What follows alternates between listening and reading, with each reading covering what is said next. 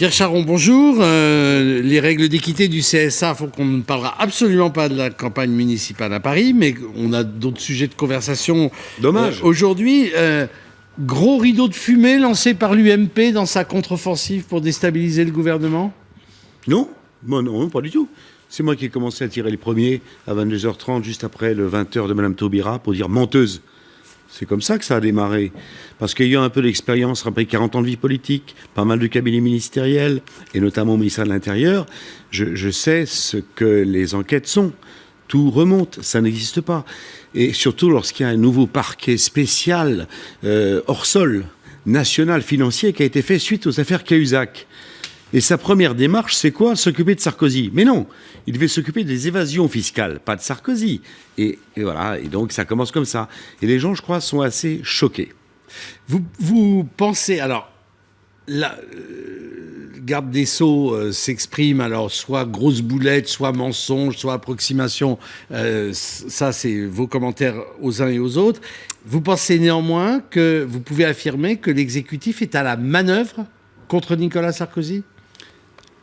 Alors, soit par omission, ça c'est la version douce, soit par cabinet noir, ça c'est la version dure. Oui, je pense qu'à une semaine et demie d'un échec annoncé, ils tentent le tout pour le tout. Eux-mêmes se font engueuler par leurs propres maires et parlementaires sur place, qui sont complètement désarçonnés par ce qui se passe. Et alors, Est-ce que vous avez des éléments, si ce n'est de preuves en tout cas, qui pourraient étayer les soupçons d'un cabinet noir ? Moi, j'ai appelé les deux gardes des Sceaux, là, tout à l'heure, pour savoir comment ça se passait techniquement. Évidemment, lorsqu'il y a des alertes importantes sur les politiques, sur les terroristes, ça remonte tout de suite. C'est ce qu'a dit ce matin le procureur général Faletti sur les ondes de radio. Évidemment, ça remonte tout de suite. J'ai appelé Rachida Dati tout à l'heure qui était dans l'avion, juste avant de prendre l'avion, et elle m'a dit comment ça se passait. Oh, tout ça, ça remonte. Personne ne garde ça pour soi, surtout chez les fonctionnaires, policiers, magistrats. Et tout le monde savait tout. Visiblement, dans un premier temps, ils ont dit on ne savait pas, et rapidement, ils ont bien vu que ça ne tenait pas.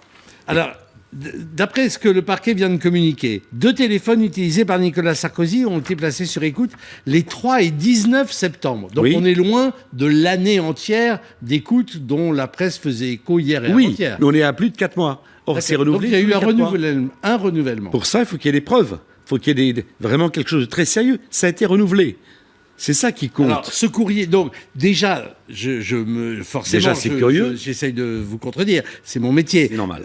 Si les écoutes ont lieu le 3 et 19 septembre, est-ce que c'est aberrant que ce soit le 26 février que Éliane Houlette écrive au procureur général près de la cour d'appel pour l'informer d'une ouverture d'un faux contre X, sachant que quand même, il y a eu usage de faux, puisque un faux nom, des conversations téléphoniques sous un faux nom, c'est quand même une présomption de délit, ça.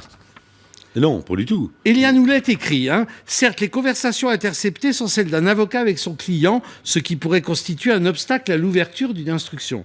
Mais elle rajoute, elles ont lieu à travers une ligne téléphonique ouverte sous un faux nom et au surplus sont de nature à faire présumer la participation de l'avocat concerné à une infraction. Là, elle parle de Maître Herzog dans ses dialogues avec Nicolas Sarkozy.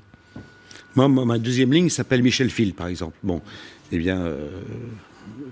Mais moi, là, je vous poursuis, contrairement à Paul Bismuth qui nous a dit tout à l'heure, moi, je vous poursuis en usurpation d'identité. Entendu. Et c'est un an de tôle et une grosse amende. Bon, alors donc je ne le fais pas. Ne le faites pas avec moi. Mais de toute façon, nous, on parle ouvertement. Qu'est-ce qu'on a caché ? Quand on n'est pas des braqueurs, on peut parler au téléphone. Simplement, ce qui nous étonne un peu, c'est que Nicolas Sarkozy a tous les jours au téléphone les patrons de l'opposition, des tas de gens très importants, et que tout ça est sur Bobino. Alors revenons au cabinet noir. Qu'est-ce qui pourrait accréditer cette hypothèse ? Le fait que Herzog, c'est pas un comique. Il y a 900 avocats qui ont signé les pétitions de gauche, de droite. J'en ai vu d'ailleurs hier soir au spectacle de Carla Bruni, qui était outré, comme M. Dupond-Moretti. Maître Dupond-Moretti. Et donc, je pense que ça ne peut pas se faire sans ça. Ils sont dans un système où ils sentent bien que ça ne va pas. Quand le président de la République et les premiers ministres sont à moins de 20% dans les sondages et qu'on a un vote dans une semaine et demie pour des municipales, qui est une occasion de montrer, au-delà des manifestations qui existent maintenant depuis plus d'1 an, son désaccord. Alors on tente tout. Et Sarkozy, c'est un nom magique pour tout tenter. Il y a eu le Sarkozy bashing, et j'ai bien vu hier soir que ça ne marchait plus à travers les 1500 personnes qui se sont levées lorsque Carla Bruni a évoqué Nous sommes sur écoute. Mais elle a aussi évoqué les traîtres, hein, je crois. Oui. Ça faisait partie d'un autre volet des scandales actuels. Bah, j'en sais rien, mais bon. D'autres écoutes. Vous parlez d'un de vos confrères? Je parle oui, même du directeur de la chaîne Histoire, mais qui a été quand même un conseiller que vous avez beaucoup fréquenté. C'est vrai, mais qui n'a Buisson. pas fait de livre. Il n'a pas fait de livre ni de menaces par rapport à ceux qui passent 2h30 à l'Élysée qui font des livres. C'est un peu différent. Comment vous comprenez d'ailleurs ces enregistrements? Vous pensez qu'il s'apprêtait finalement à écrire son grand œuvre sur le... Je pense pas du tout. Moi, je l'ai appelé après l'affaire du Point. Je l'ai appelé. Et il m'a dit, voilà, ouais, je fais ça parce que c'est comme ça. Je suis une espèce d'assurance vie ou pas assurance vie. En tout cas, il faisait pas un bouquin ni des menaces. Attends, on lui a piqué, je crois, ces enregistrements, d'ailleurs, si j'ai bien compris. Donc, pour vous, il est quand même aussi victime d'une Oui, certaine absolument. façon. J'en suis sûr qu'il est victime. C'est affreux ce qu'il a fait, et inadmissible. Mais il est aussi victime. Et vous lui apportez quoi, ça, votre solidarité ou Pas du tout, je l'ai tout appelé pour savoir. Moi, j'appelle pour savoir. J'appelle les flics, j'appelle les magistrats, j'appelle les gardes des Sceaux, avant de venir vous voir. feriez un notamment. très bon journaliste, hein, mine de Oui, rien. en réalité, oui. Reste que sur le cabinet noir, vous n'avez pas d'éléments. C'est un faisceau de présomption. Ouais. Ces enquêtes judiciaires, elles ont été ouvertes. C'est pas l'exécutif qui l'a demandé. Si Nicolas Sarkozy se retrouve impliqué dans une procédure sur l'éventuel financement libyen en 2007, sur ses rendez-vous avec Bernard Tapie, etc., l'exécutif y est pour rien. Bernard Tapie a répondu à ça, d'ailleurs. Hein. Il a toujours vu Sarkozy de façon amicale ou autre. On peut plus... Enfin, attendez, les policiers sont syndiqués. Il n'y a pas de gros complot monté. Les magistrats sont soumis, puisqu'ils rendent compte. Personne ne garde ça pour soi. Et quand ils sont injustement traités, ils parlent à la radio ce matin, c'est ce qu'a fait le procureur général Faletti. Alors, à partir de ce moment, il faut se poser la question. On change les magistrats, on change les policiers. Ça s'appelle comment? C'est un petit shaker qui s'appelle quand même une société de barbouzes. Est-ce que vous croyez Manuel Valls quand il dit qu'il n'était pas au courant? Pas, absolument pas. Donc vous redites le mot que vous aviez dit pour Christiane Taubira hier à 22h30. Avant-hier. C'est-à-dire, vous redites à Avant-hier. 18h, oui, à 18h16 sur... Menteur. Menteur. Manuel Oui. Valls, menteur. Bien sûr. J'ai passé quelques années à l'intérieur auprès de Nicolas Sarkozy. J'ai bien vu comment ça fonctionnait. Et c'est impossible. Les policiers rendent compte. Alors, il est possible que le directeur central de la police judiciaire n'ait pas rendu compte, lui, mais peut-être que ses subordonnés, récompensés par la suite, l'ont fait à sa place. Donc on est dans le cadre d'un complot politique, d'une police un peu aux ordres, d'une police politique. Quand on change tous les hiérarques, nous on en a changé quelques-uns, c'est normal. Mais le spoil system, moi je suis pour. Hein. Une nouvelle aux États-Unis. Oui, parce que très franchement, c'est la question de l'œuf et de la poule. Il y a chaque équipe qui arrive, Mais bien dit sûr. l'équipe Mais en précédente. France, ça a ne mis se des fait hommes pas à- une espèce de pudeur de vierge, on ne le fait pas. Bon, nous on l'a fait un tout petit peu avec quelques préfets, quelques noms, mais ce n'était pas des gens de l'UMP qu'on mettait, c'était des gens en qui on avait confiance. Il est normal que les responsables principaux de l'administration policière soient, mais pas les juridiques, pas les judiciaires, pardon, pas du tout. Alors, on en est où là maintenant? Ils sont empêtrés. Madame Taubira, ce matin, a pris la place de cette pauvre porte-parole du gouvernement en expliquant pendant 20 minutes que ce n'était pas de sa faute, qu'elle n'avait pas compris. Ils sont empêtrés, mais vous l'êtes un peu aussi quand même. Ah non, avec c'est vos nous qui sommes affaires. plaignants dans l'histoire. Attendez, il faut quand même défendre les droits de la défense. C'est le rôle aussi de Oui, la presse. enfin, quand Mediapart sort les dialogues de Brice Hortefeux et, et parlons-en. du patron de la PJ qui Flèche, le briefe, Christian Flèche lui dit... qui le briefe pour son interrogatoire. Première conversation. On va vous entendre bientôt. Quelle est votre date, monsieur Mitt, comme il l'a fait avec Jack Lang, comme il l'a fait avec Daniel Vaillant. Je vous rappelle, il a été 7 ans patron de la PJ.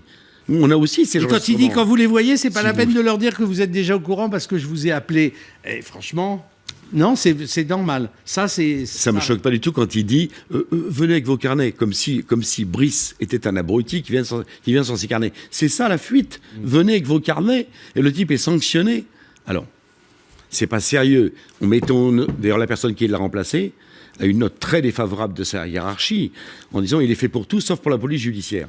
Il est actuellement le patron de la police judiciaire de Paris, c'est-à-dire toutes les brigades d'élite. La financière, l'anti-gang, c'est lui qui a été nommé. Est-ce que c'est pas un peu curieux? Donc pour vous, il y a véritablement nécessité. Alors par exemple que Christiane Taubira démissionne. Ah non. Alors moi, je ne souhaite pas du tout qu'elle démissionne. Je souhaite qu'elle reste, Madame Taubira. Je suis en désaccord total avec Copé. Christiane reste en poste. Comme ça, on va gagner 50 villes de plus dans une semaine et demie. Mais est-ce que c'est pas quand même une grosse bouffée d'air frais que, au moins, les maladresses, ou plus, du gouvernement vous ont offert, alors que vous étiez quand même, la semaine dernière, la succession de la contre-attaque de Jean-François Copé, qui a quand même pas été unanimement saluée, même dans votre camp, pour son efficacité à la suite de l'enquête du poids. Vous l'avez de bonne trouvé? foi. Oui, je trouve que Copé est de bonne foi. Oui, tout à fait. Sauf qu'il a répondu sur aucun des points précis de l'article du Point. Et pourquoi répondre? On répond à la brigade financière, on ne répond pas à un journaliste de la même façon.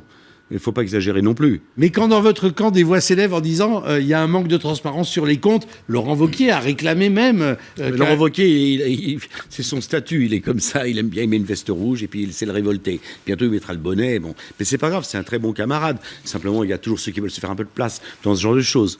Donc Copé a bien répondu. Oui. Donc ça, c'était Copé a bien répondu. Il y a 10 jours. Après, il y a eu les révélations sur les écoutes de Monsieur Buisson. Oui. Et après, la révélation sur les écoutes concernant Nicolas Sarkozy. Vous étiez quand même... J'ai connu des semaines plus fastes pour l'UMP. Oui, c'est vrai. Vous êtes d'accord. Mauvaise semaine. Et là, d'un seul coup, le gouvernement vous permet de reprendre un peu d'air. Bah oui, c'est-à-dire que là, il s'agit quand même de parler de scandale d'État transformé en mensonge d'État. Il s'agit de régaliens. On parle de régaliens. Aux États-Unis, vous ne tenez pas une heure là-dessus. Hein. Les deux régaliens, Valls-Taubira, mentent. Qu'est-ce qu'on fait? Voilà, on balbutie et on attend que ça se passe. Non. Rendez-vous dans 1 semaine et demie. Voilà pourquoi il faut qu'elle reste, Madame Taubira. Allez, on libère les gens dans les prisons. On ne veut pas construire de prisons supplémentaires. Et maintenant, on ment ouvertement et on balbutie. Ce matin, elle avait un manque d'oxygène dans son explication, Madame Taubira. Elle était en apnée. Bon, ils font ce qu'ils veulent, mais le résultat, c'est dans 1 semaine et demie. Vous pensez que c'est vous qui allez bénéficier de ce climat-là? Parce qu'il y a quand même un troisième larron dans la triangulaire politique, je pense au Front National. Oui, je pense que c'est nous qui allons, normalement, et de façon républicaine, bénéficier de tout ça. C'est le souhait d'ailleurs de tout le monde. Qu'est-ce qui vous le fait croire? L'ambiance. Je vous quitte tout à l'heure en faisant un meeting, j'en fais quasiment tous les soirs dans Paris. Je veux que l'ambiance a changé. Il y avait un petit coup de morale dans les troupes la semaine dernière. Ah, vous le concédez quand même? Oui, bien sûr. Mais non, mais moi, je suis vu de Sirius, on peut tout expliquer. Il y avait un petit coup de morale sur le thème, oui, mais nous, ça nous gêne localement. Et là, maintenant, je sens depuis 48 heures que ça va beaucoup, beaucoup mieux. Et je suis très heureux d'avoir été à l'origine de cette affaire. Merci Pierre Charon de nous avoir parlé ainsi. Il y aura, un discours contradictoire avec Marie-Pierre de La Gontrie qui vous suivra dans le oui-non. C'est le jeu démocratique, vous le savez. Pour séparer les combattants de l'heure, c'est Frédéric Delpech qui va nous faire son bulletin de campagne maintenant. Merci.